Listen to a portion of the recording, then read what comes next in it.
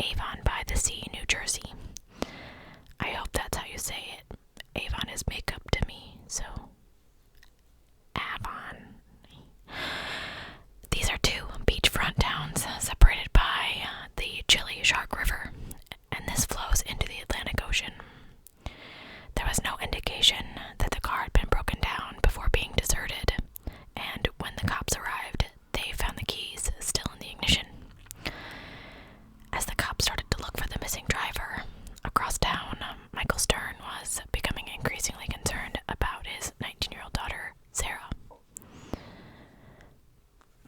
He was texting her, and she wasn't answering. "Where are you? Are you awake? What's going on?" he wrote.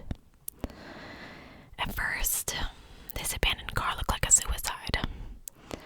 Investigators ran the plates and quickly learned that the 1994 Oldsmobile belonged to Sarah Stern's grandmother, and that Sarah had been reported missing, or hadn't been seen or heard from since the previous afternoon. The Coast Guard, helicopters, rescue boats, and dive teams searched the area, but they came up empty-handed, and the fast-moving current made it more likely that a body would have been swept out to sea. When officials questioned one of Sarah's oldest friends, the story that emerged was one of a troubled young woman just desperate to get out of her small town. Why do people have to drive by when I'm filming? Oh, don't they know? Anyway, okay. Liam, I don't even know how to say his last name, but it looks like McNasty to me. And that's what I want to call him. McAstany, MCATASNEY.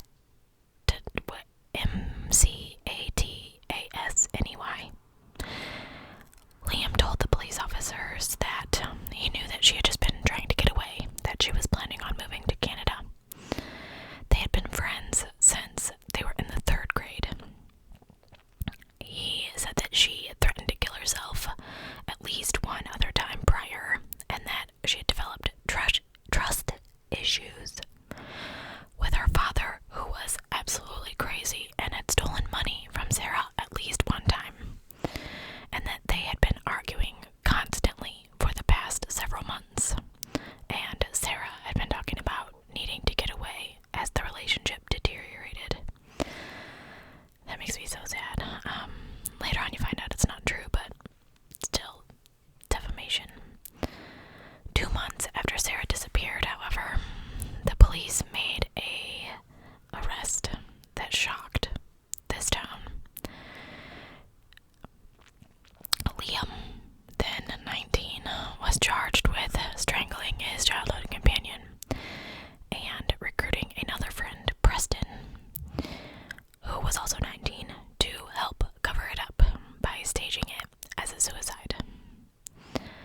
A jury found Liam guilty on 7 counts, including felony murder, robbery, desecration of human remains, and tampering with evidence. Liam and Preston had joined the search parties that combed the Jersey Shore in the wake of Sarah's disappearance. Preston had even taken Sarah to junior prom, and there's a picture of it where she looks beautiful in a white, v-neck. Oh, it's so pretty, but these 3 had been part of a big, happy group at Neptune High School. I'm really sorry if you can hear my tummy. I don't know why it's growling. Sarah's father, Michael, said that he didn't know what happened. Something happened, but people change, and sometimes it's for the better, sometimes it's for the worse. The reason for this change was money. Liam had learned that Sarah had a shoebox full of money that her mother had left behind when she had passed away of cancer 4 years before. The dog-eared bills totaled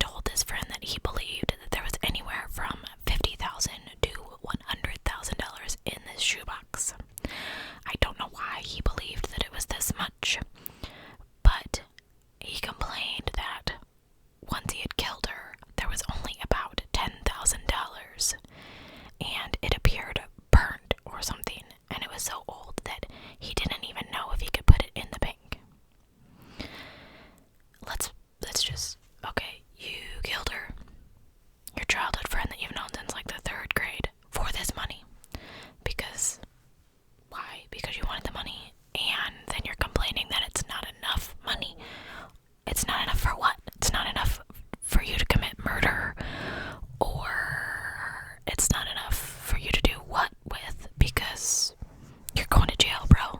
So, either way. So, Sarah's body still has not been found.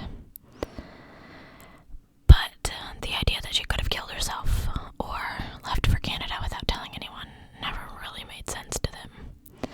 She had been happy in the days leading up to her disappearance, and she never would have left behind Buddy, who was found in his cage at home.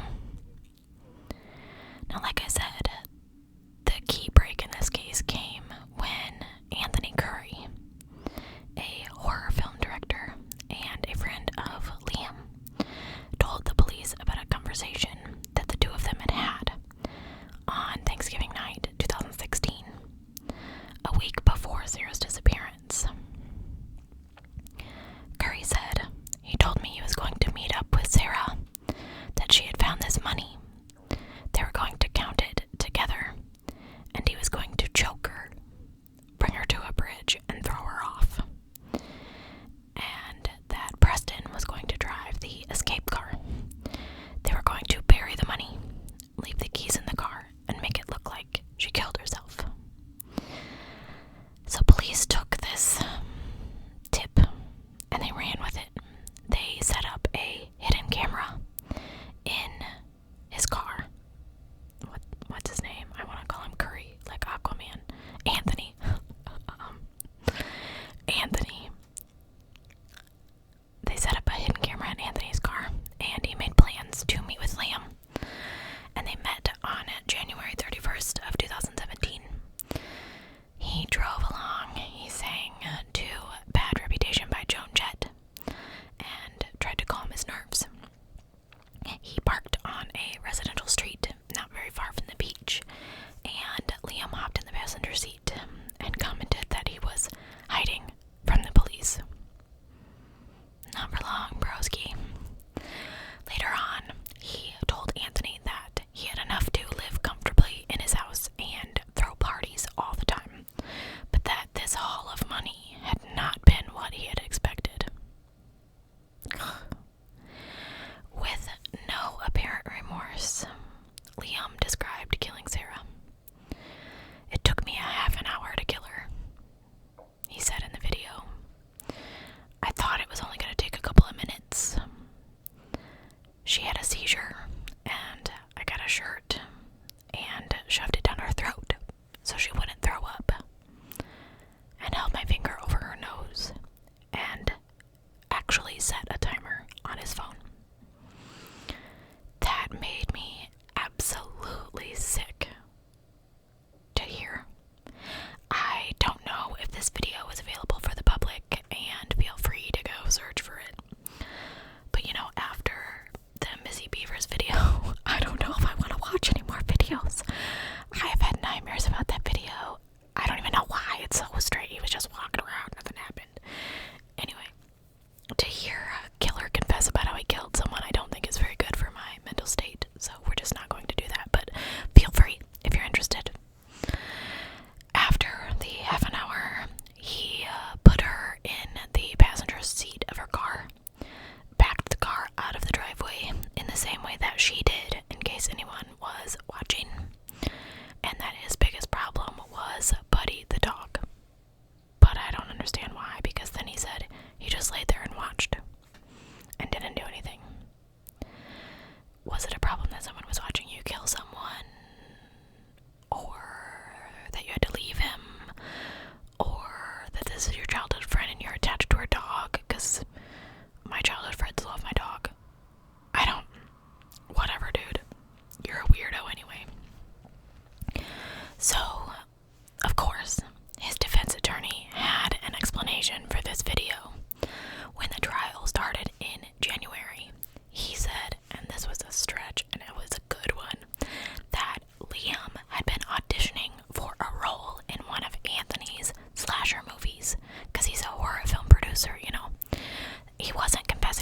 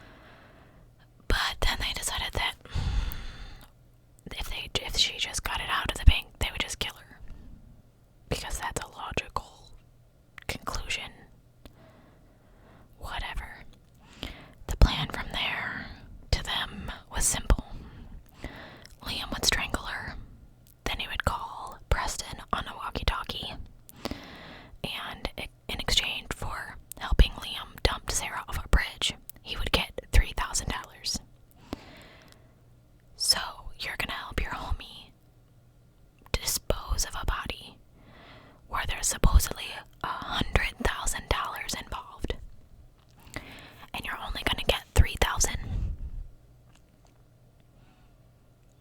No way, Jose. No. You got the dumb end of that deal, first of all, and you were dumb to do it to begin with, but still, now he was shafting you. Anyway, so the stories about Sarah and the troubled relationship with her dad and being emotionally unstable were all lies that Liam cooked up to make it look like she tried to kill herself, according to Preston. The defense tried to undercut the credibility of Preston by pointing out that he had lied to the police by claiming he had been sexually assaulted as a child in an apparent bid for sympathy. His testimony is untruthful, false, imagined, erroneous, and not credible, said the defense attorney at the trial's start. In his own testimony, Preston said that it had been Liam's idea to lie about a childhood rape in an attempt to get pity. This guy is the guy that would jump off a bridge if somebody told him to. Where's your cojones? Preston also recalled the words that Liam had used when he had first told him about the shoebox, which I said, it's the type of money somebody would kill for. I don't know why I typed that twice, but I put it at the end for some reason. Maybe I moved it, I don't know. Got my junk all out of order. Anyway, like I said, Sarah's never been found, and this case made me really sad. I imagine that the fast-moving currents swept her into the Atlantic, and she will probably never be recovered. But I just can't get over the fact that her childhood friends killed her.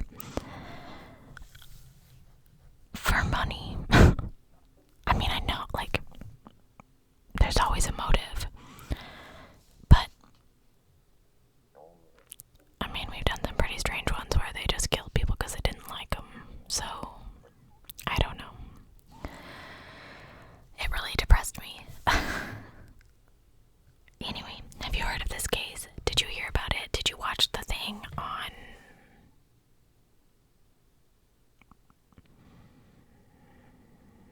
Oxygen, maybe? I saw an article that was announcing